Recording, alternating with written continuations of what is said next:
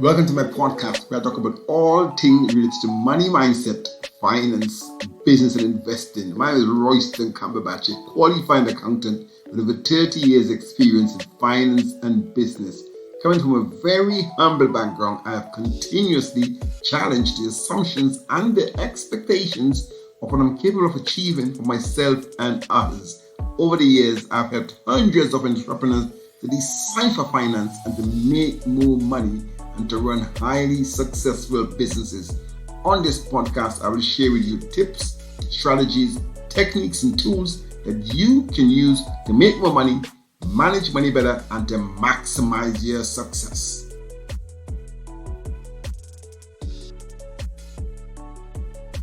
Welcome to episode 1.0 of my podcast, Financial Intelligence Mindset for Business Owners, sharing all the knowledge that you as a business owner and entrepreneur need to make better decisions and to get better results in your business.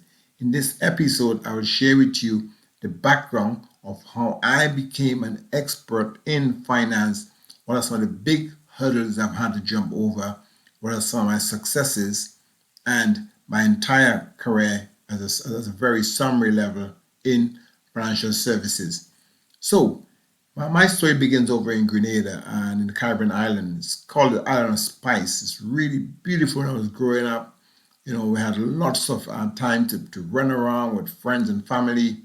All of the mangoes, all of the sugar cane, the papaya, the soursop. It was really beautiful. In 1979, there was a revolution, and I was involved in the revolution. I think in my early teens, and it really impacted my early secondary school because I didn't progress into Form 3. It's kind of year 9 in the UK financial system. However, since the revolution was over, I decided I would put all my energies into becoming the scholar of the school. So I took up all the subjects that I had to offer, which include obviously maths, physics, chemistry, all these subjects, as well as I did business and accounting, some extent on a part-time basis, because it clashed with other subjects. I found really accounting and business to be really natural for me. To some extent, it was quite easy because I was more focused on the scientific subjects. In my early career, I really wanted to be something like a pilot or electronic engineer or something more techie. Anyway, I emerged at the valedictorian of my year, which means that I was the most outstanding academic student. I was also awarded many prizes as well, including the one for student contributing most to the life of the school. That should give you some background of who I was as a youth, really. I was lively, I was into sports, I was poetic, and I was very, very active in the school. And as I said earlier, business and finance was really, really natural for me, but it was my first love. My first love was to become an engineer. However, my very early jobs over in Grenada saw me working in accounting, in bookkeeping. My very, very first job was manual. I moved to a hotel as a general accounting clerk, which was my really first introduction to money management because I had to prepare all of the deposits, the money for deposits into the bank. I collected from all different areas, the bars, the restaurant, the front desk, and also other areas as well. That was what we call them profit centers. And every morning I would check these monies. I would come get some big notes, whereas like 100 US dollars, even 1,000 US dollars, even 5,000 US dollars travelers check, really big notes, different currencies. That's my really full exposure into different sort of money. It led me to investigate about money, to understand more about how money works in a business. That was back in 1989, so talking about over 30 years ago. And so really my foundation as well into sort of working in an office, an automated office with computers, it was really, really a great job. But here's the thing.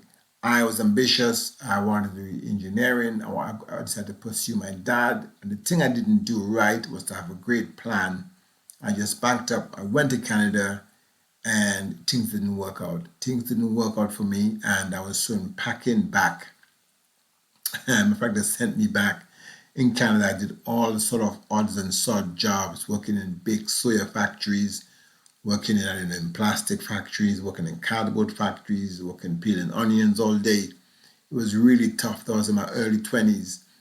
And in returning back home, I decided to do some farming because I thought to be a bit resourceful, a way to make some money.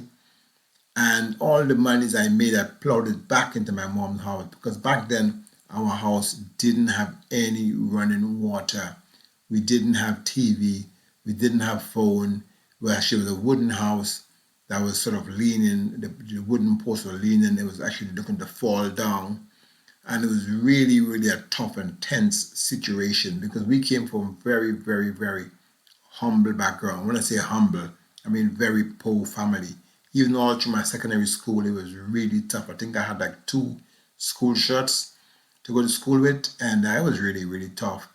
But what I did is that all the money I made from the farming, I plowed some of it back into my mom's house, making it more secure, making it the concrete. I think we then put running water and build it downstairs, toilet and bathroom. It was like really, truly my first property development. I actually did some of the work physically with my own hands, like construction work as well. I also did some landscaping jobs as well as a hustler, doing landscaping for rich people. Some I did since during my college and during my secondary school days. And I also did some farming as well in my early secondary school as well. Because I did some of the time I lived with my auntie, So as it goes back then, it's easy to move between mommy, auntie, cousins, uncles. It was really we really had a very strong family bond back then. I think things are much different now. And as it goes, I did that farming for a bit, and because I was qualified, I had experience to some extent. Before I went to Canada, I got a job now at a hotel where I became a cost controller and a food and beverage controller, understanding exactly if the bars, if the restaurants are making money. What really inspired me back then was the accountant. Her name is Caroline Davis, and she was the chief accountant. She seems quite clever. She seems to understand everything about how the business work. Yet she seems to have great benefits, like cars, houses, a room in the hotel, free education for her child. And yeah, she seemed to have a great job. So I said, I want to become a chief accountant. So I remember like trying to find out how to become an accountant. And then I went to a firm of accountants called PKF, I think in Panaco Fosters. And the owner there, Henry Joseph, he gave me some forms and to fill out for the ACCA. He offered me a role with his brother. I think I had options anyway. I started to work with his brother to automate the financial reporting at the bakery. His brother had some other retail businesses as well. So I supported him with those. And at the bakery, one of the main things I did was to save the business money. The business was leaking money because the van drivers were checking out the stock, taking the bread every day and not accounting for it. So basically, we couldn't account for what's called the cost of goods sold. Basically, the opening stock, yeah, plus the purchases minus the sales equal to the closing stock. So we couldn't really have exactly how much closing stock they should have, and I was just bringing back the money without having a proper stock sheet. So that was my first sort of opportunity at the bakery to implement some strong financial controls, and the money started increasing. And that's the thing in business, right? In business, you must have financial controls. You must have ways of understanding how does the money really work, right? You also have to understand like if I'm selling goods and services, what is the revenue I expect to sell for this amount of stock? What is my cost of goods sold? How much is it costing me to actually sell this thing? And that's exactly the system I implemented. I also realized that they were producing too much of bread and had lots of wastage. So I cut down on the wastage again using data, understanding how much bread they were selling over a period of time, and then do what is called proper planning and forecasting. I work closely with the production manager. I worked there for about 3 to 4 years. During this time, I also taught evening classes for people in accounting, in business management, up to A levels. I actually did some teaching before that since I was in college back in 1989. So I had some good background as well in teaching. So I did that, and ambition. I'm a very ambitious person, so I wanted to become an accountant. As I said, I had the option of going to Trinidad and Tobago to do that. I started doing some exams on my own, which I passed, and I kind of struggled a bit with one of the papers. I decided to take a loan, and go to study. My mom decided to put up security for me, so I took a loan, and I came to the UK, and I basically had a student visa. Right, so I came to the UK in 1997, summer 1997. It was lovely to arrive in the UK because it was summertime. By the time we got to the winter time, I was like really dreading it. It was like damp, cold. I cried. I wanted to go back. And overall in the UK, it was tough because I never had enough money, right? So I had to look for a job. Within 2 weeks of arriving, I got my first job. They paid me £3.30 an hour. It was, I had to look for kind of a bar, I had to lock the bar up and all that kind of stuff.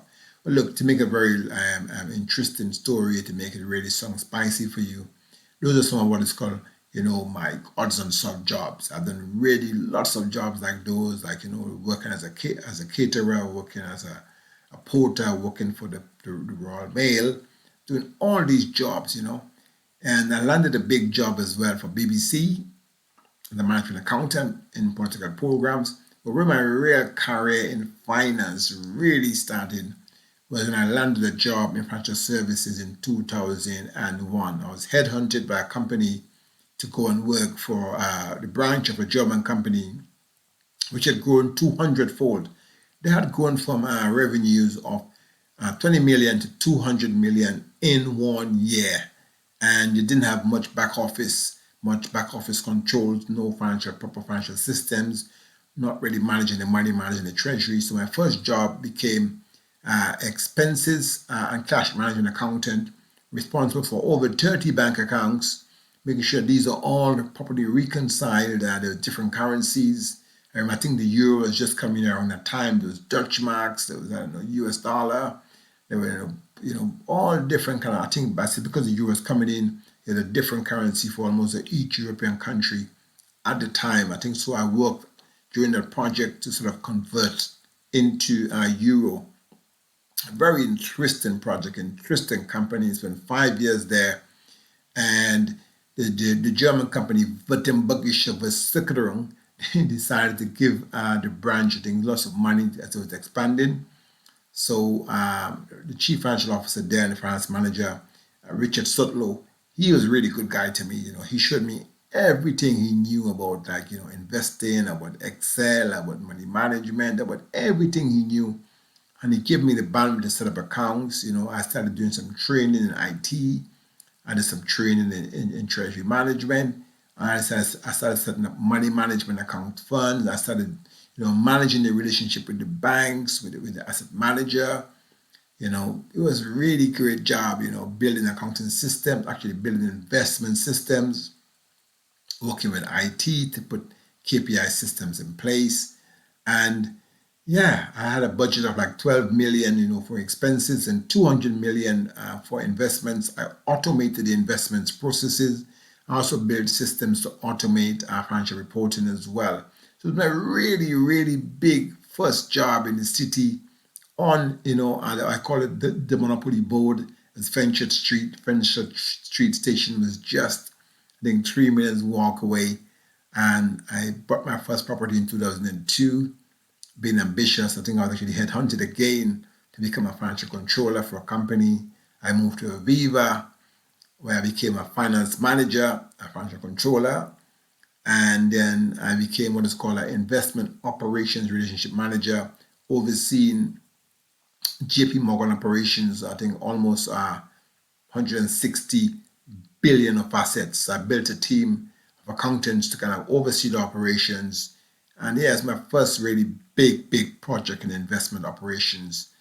And in 2011, I decided to go contracting. So basically, I set up my own company and I decided to just do contracts. I resigned my job, and I never really looked back since then. I made a lot of money in contracting. and I've invested in the properties, and I did some big investments, some big investing operations projects as well. I worked for HSBC Bank, doing different projects. I worked for Lloyd's Banking Group doing investment projects. And yeah, so that's kind of the nutshell of my career. I would say what really kept me going, even when I came to the UK and it was tough, was just understanding that I want more. My family deserve more. So it's my hunger for more, right? For more in terms of not just more money, but a better quality of life, for me and for my family.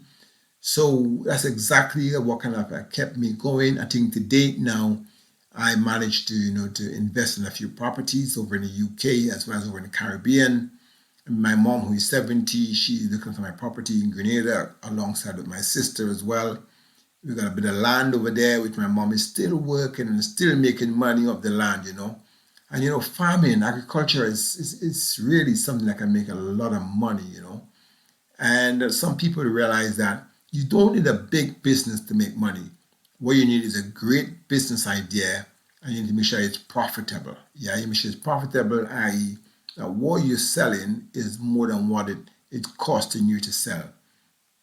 When you make the money, it's important to reinvest the money. So, like in the case of my mom back home, when she gets money, she pays someone. She's 70 years now. She pays someone to work the land for her. So she supervises. So I'm in business. People make money, but they don't keep the money. They spend the money and not back on the business, but they spend money on luxury items. Like especially some entrepreneurs, they start making some revenue, and then they start spending that money on like luxury item cars or bigger personal houses, etc. I would say build your business, reinvest back into the infrastructure of the business, back into the marketing of the business. That's one of the ways I would say to grow your business. If you're going to invest in income generating assets, whether it's like, stocks and shares, whether it's other businesses, whether it's property. That's exactly what I do and what I've done. And today, I help business owners and entrepreneurs. I have my own firm, which is RackMax. So RackMax is actually an accountancy firm registered with the ACCA. It's also a management and consultancy firm, which I use to help businesses to transform the business, transform their finances.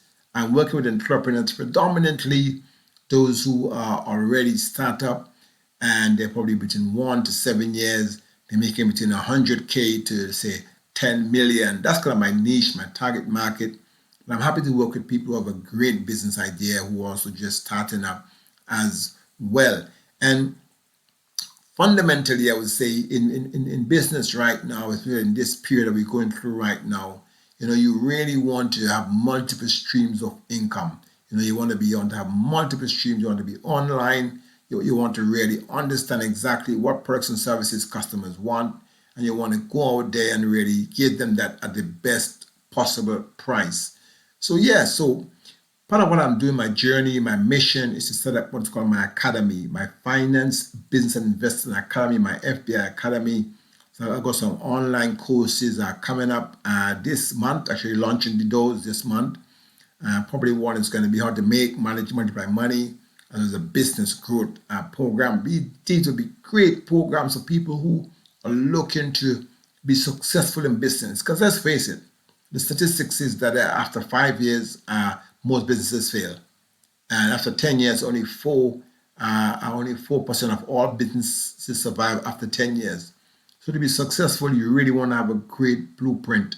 You want to have a great map, what I call a massive action plan of how you will go from where you are to where you want to be in the future. So it's very important to just, take massive action, keep going, keep with the momentum. And that's what I have created my very own blueprint, the profitable business blueprint. It has these 5 modules around dynamic business drive, around, financial risk formula, around how to monitor your business, how to multiply your money, and around what's called a cash flow prediction model. So I really have some systems and some tools that I share with business owners and entrepreneurs who really want to understand how to manage their money better, how to take their business to the next level. If something that's interest you, I will be leaving my details, or with the family on social media so you can find me. And I hope that we will be in touch very, very soon. As I said, this is episode 1.0. So do stay tuned. A lot more content is going to be coming your way. And whatever you're doing, I want to say to you, do it well. Thank you very much for listening to my podcast. I hope you enjoyed the show. You can find out more about me by Googling my name, Royston Cumberbatch. I'm on all the social media, Facebook, Instagram, and LinkedIn. You can find me on YouTube as Roy Cumberbatch. And if you are listening on YouTube, please hit that subscribe button, or you can find me on my website at www.racmacs.com. That's RACMACS.com. It'd be great to hear from you, and do feel free to tell me about any topics you want me to cover on future episodes. Until next time, be good to yourself and others, keep positive, and reaching for your financial goals. Bye-bye.